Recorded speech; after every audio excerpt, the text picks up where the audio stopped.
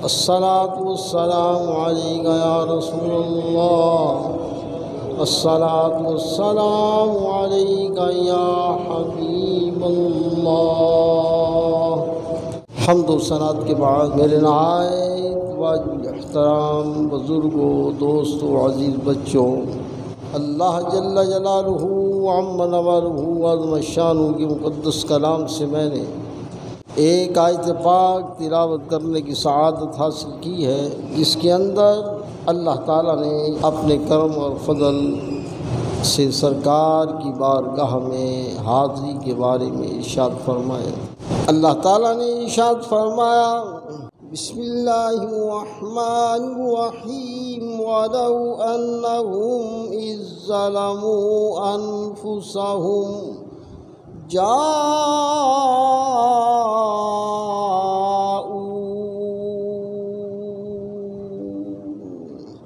اور یہ جب آپ کے امتی اپنی جانوں پر ظلم کر لیں تو آپ کی بارگاہ میں آ جائیں، فاستغفروا اللہ، اللہ کی بارگاہ میں وہ استغفار کریں، اپنے گناہوں کی بخشش طلب کریں، واستغفر لهم رسولہ، اور رسول پاک صلی اللہ علیہ وسلم ان کے لیے بخشش مانگیں، بخشش کی دعا فرمائیں، لَوَجَدُوا اللَّهَ تَوَّابًا رَحِیمًا،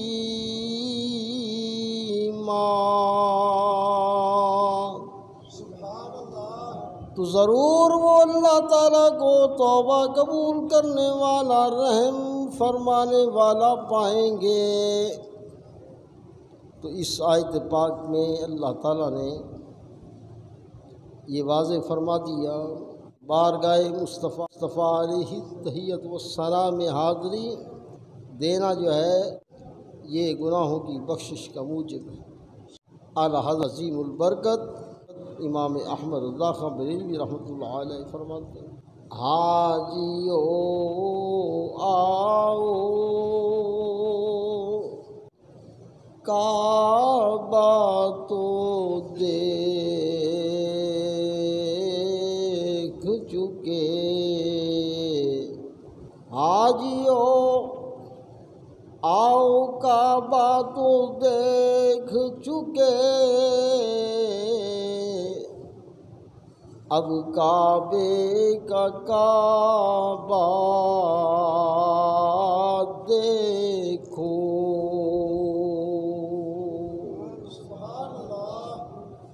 آپ فرماتے ہیں کہ حج تو تم کر چکے ہیں حاجیوں، لیکن حج کی تکمیل جو ہے یہاں پر جو ہے تم نے اپنے گناہوں کو بخشوا لیا۔ نبی پاک صلی اللہ علیہ وسلم نے ارشاد فرمایا، جس نے حج کیا اللہ تعالیٰ اس کو گناہوں سے اس طرح پاک فرما دیتا ہے جس طرح کہ اس کی ماں نے ابھی اس کو جنا ہے۔ معلوم ہوا کہ پچھلے گناہوں کی معافی حج کرنے سے ہوتی ہے، لیکن حج کرنے سے اگلے گناہوں کی معافی کی گارنٹی اور ضمانت نہیں ملتی۔ اب اگلے گناہوں کی بخشش اور اگلے گناہوں کی معافی اور گناہوں کی بخشش کی گارنٹی اور ضمانت در مصطفیٰ صلی اللہ علیہ وسلم سے ملتی ہے۔ اسی وجہ سے نبی پاک صلی اللہ علیہ وسلم نے ارشاد فرمایا، من زار قبری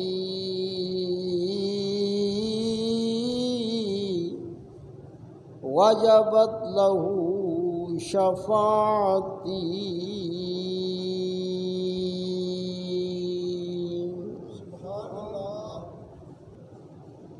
کہ جس نے میرے روضہ اطہر کی زیارت کر لی میری شفاعت اس پر واجب ہو گئی۔ نعرہ تکبیر، نعرہ رسالت، نعرہ رسالت۔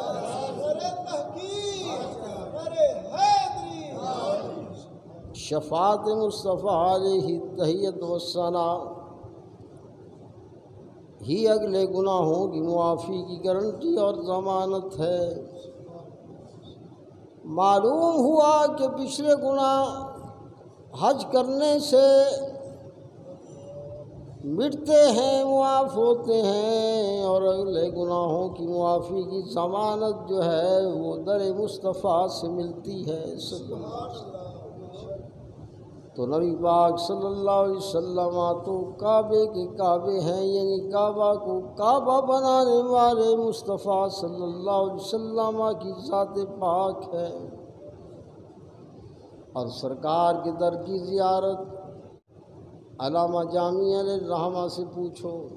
امام جامی علیہ الرحمہ فرماتے ہیں بارگاہ مصطفیٰ میں ذمہ حجوری برآمد جان عالم، ذمہ حجوری برآمد جان عالم، تراحم یا نبی اللہ تراحم، تراحم یا نبی اللہ تراحم۔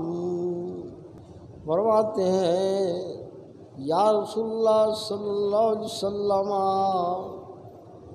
صرف میری جان ہی نہیں بلکہ پورے جہان کی جان آپ کی جدائی سے نکل رہی ہے، آپ رحم فرمائیں، آپ رحم فرمائیں، کرم فرما دیں اور اپنے در کی حاضری جو ہے وہ عطا فرما دیں۔ آخر رحمت للعالمین۔ امام جامی مزید فرماتے ہیں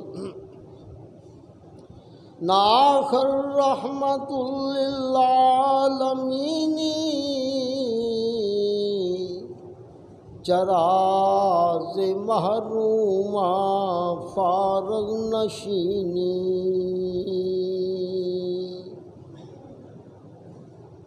فرماتے ہیں آپ تو رحمت للعالمین ہیں، پورے جہانوں کے لیے آپ رحمت ہیں،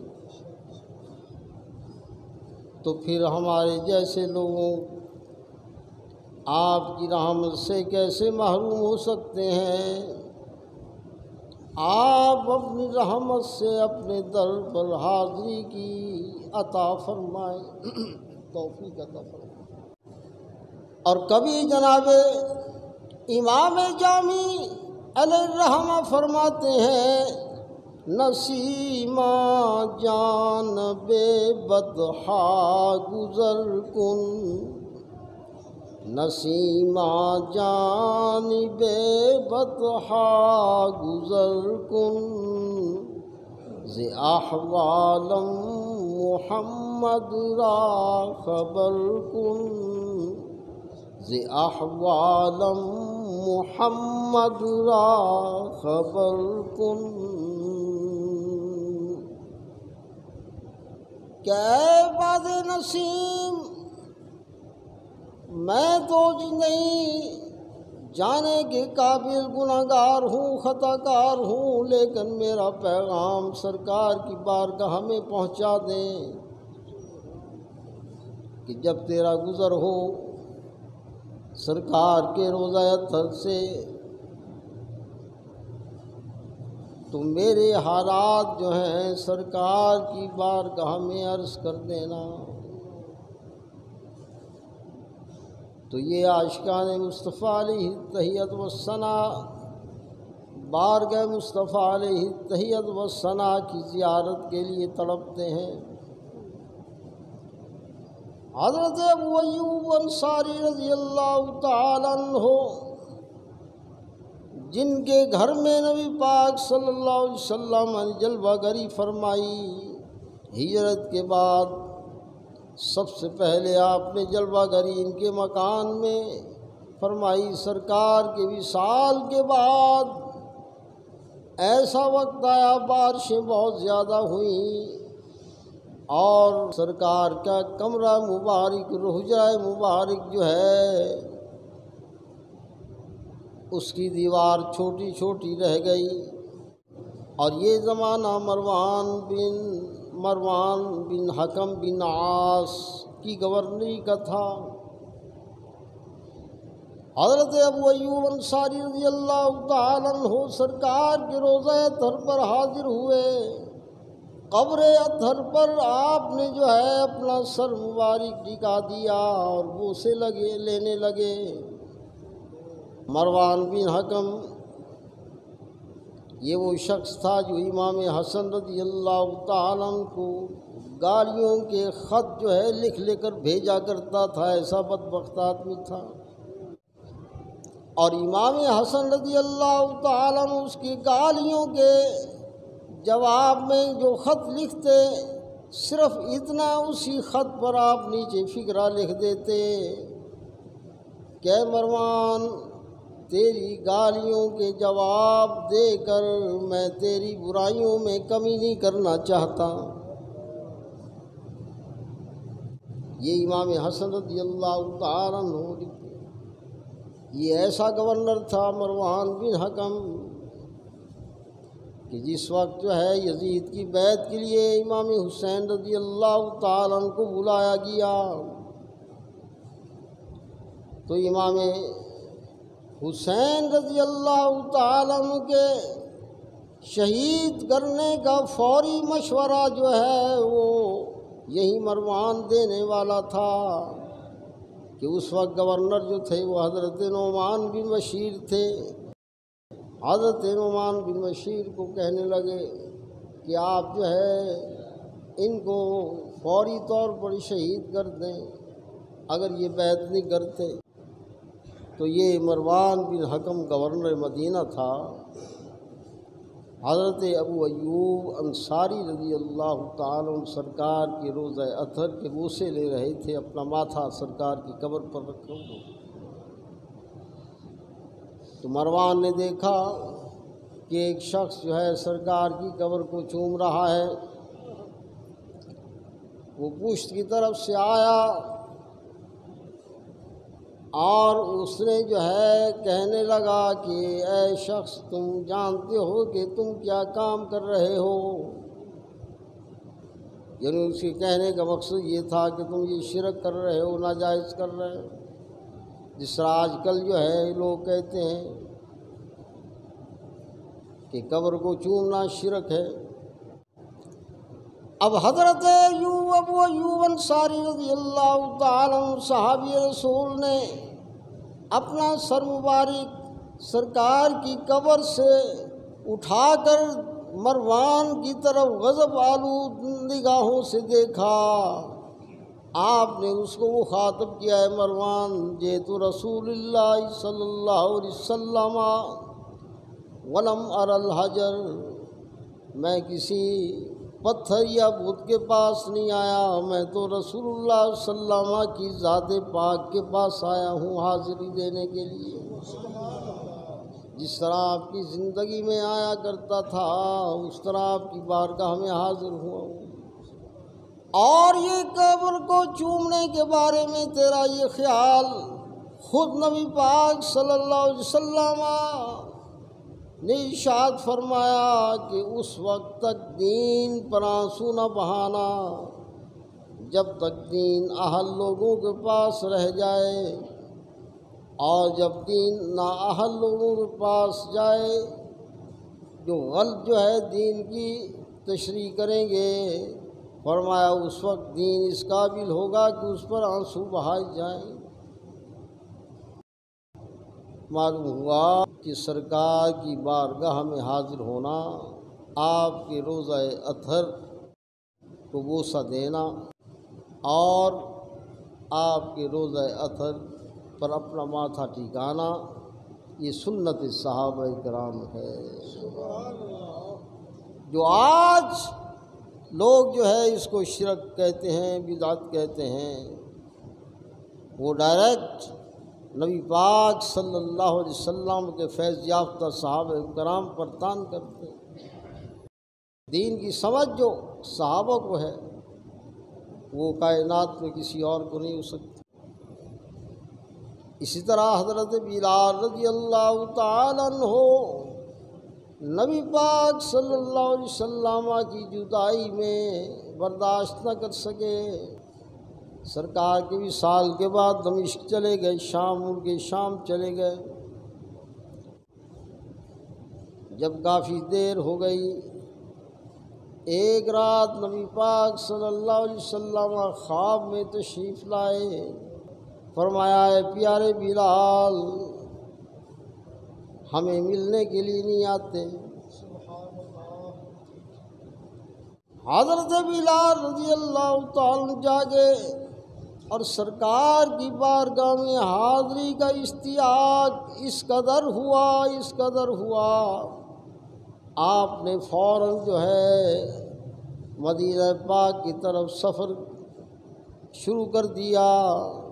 سرکار کی بارگاہ میں حاضر ہوئے،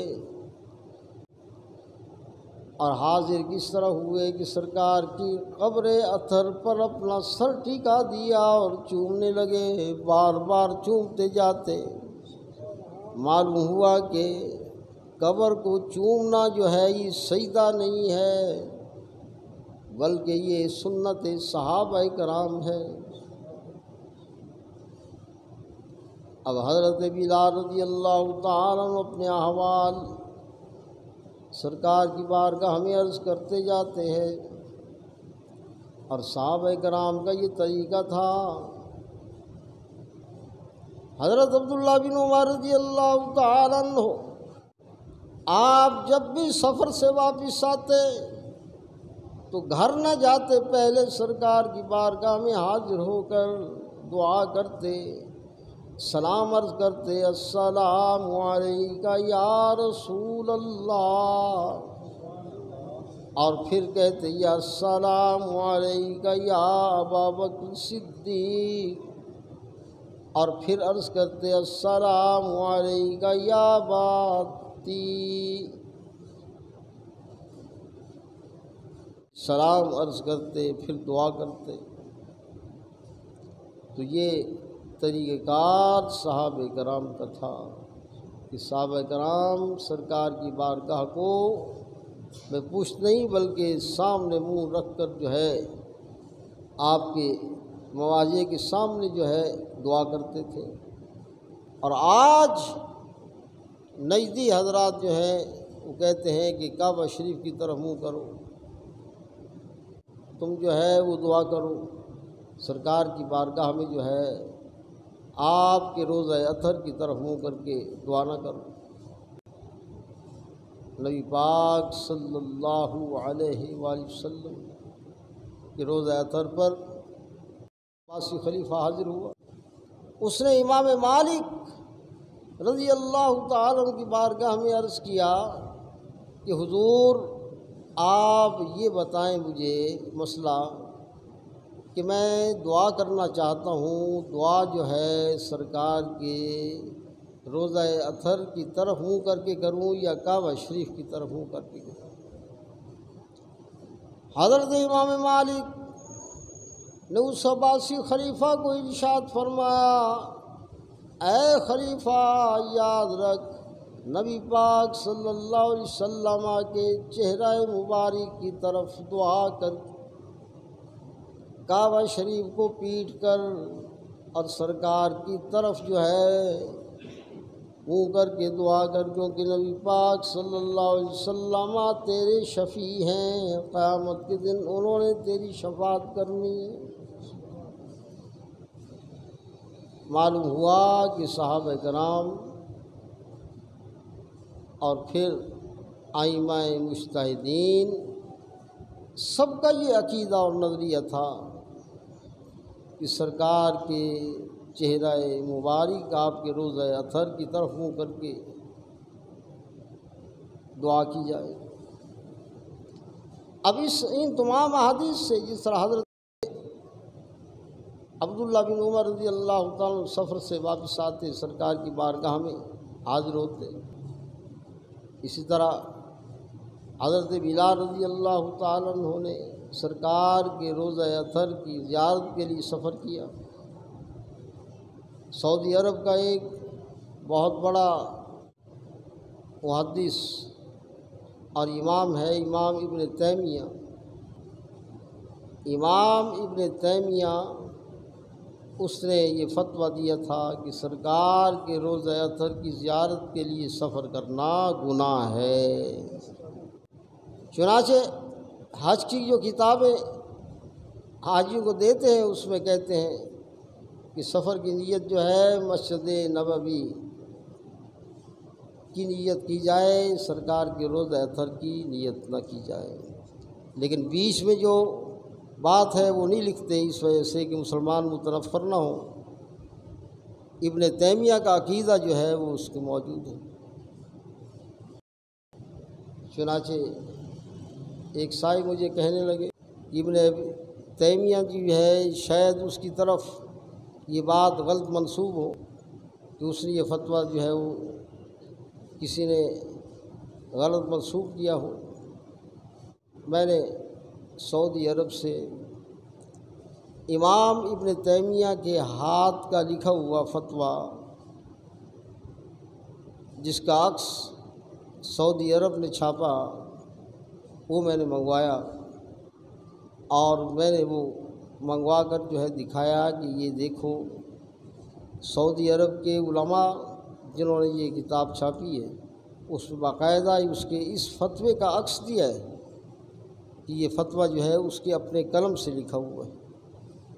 تو امام ابن تیمیہ کا جو ہے یہ فتویٰ یہ اسی پر جو ہے وہابیوں کا گروہ جو ہے ان کا عقیدہ اور نظریہ یہ ہو گیا کہ رسول اللہ صلی اللہ علیہ وسلم کے روضہ اطہر کی نیت سے سفر کرنا ناجائز ہے بلکہ گناہ ہے۔ سرکار نے فرمایا من حج ولم یزرنی فقط جفانی، کہ جس نے حج کیا اور میرے روضہ اطہر کی زیارت کے لیے نہ آیا اس نے مجھ پر زیادتی کی، ظلم کیے۔ سرکار نے فرمایا من زار قبری وجبت لہ شفاعتی، جس نے میرے روضہ اطہر کی زیارت کی اس پر میری شفاعت لازم ہو گئی۔ تو سرکار تو اپنی امتیوں کو بلاتے ہیں، اور قرآن بھی یہ کہتا ہے وَلَوْ أَنَّهُمْ إِذ ظَّلَمُوا أَنفُسَهُمْ جَاءُوكَ، کہ اگر یہ لوگ جو ہیں اپنی جانوں پر ظلم کر لیں تو آپ کی بارگاہ میں حاضر ہو جائیں۔ اللہ تعالیٰ سے دعا ہے کہ اللہ تعالیٰ ہمیں سرکار کے روضہ اطہر کی زیارت بار بار نصیب فرمائے۔ وآخر دعوانا الحمدللہ رب العالمین۔ سنت ادا فرمائے۔